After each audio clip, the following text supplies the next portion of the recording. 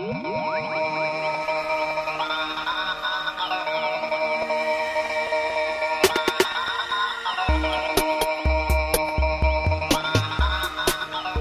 technologie évolue en permanence, contrairement aux méthodes de gestion de projets web qui ont toujours le même scénario.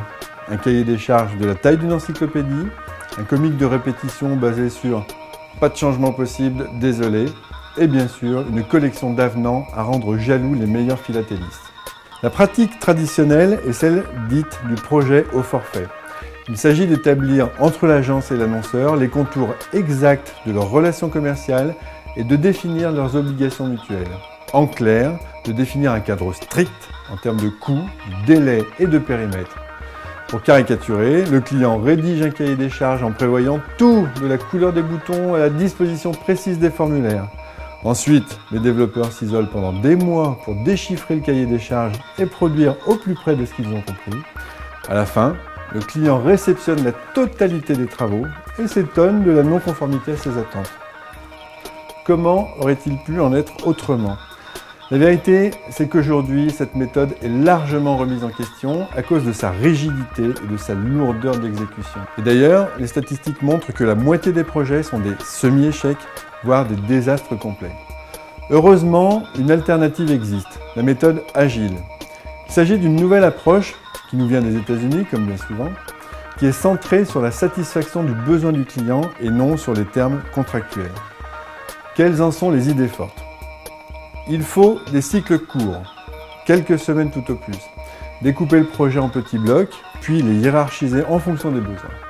Cela permet d'éviter le superflu et de se concentrer au début de chaque cycle sur ce qui a de la valeur pour l'utilisateur final.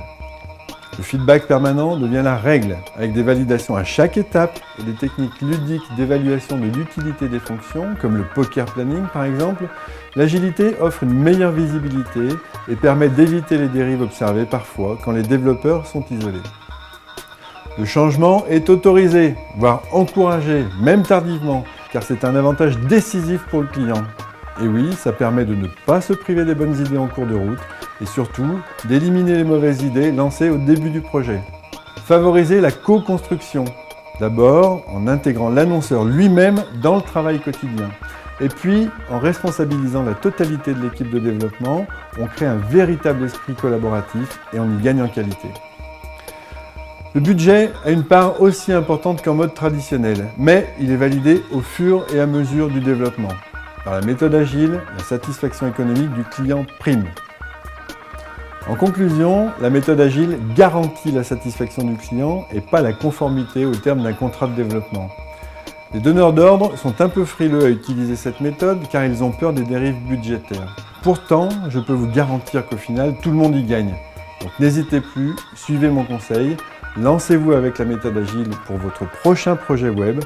Vous me remercierez plus tard.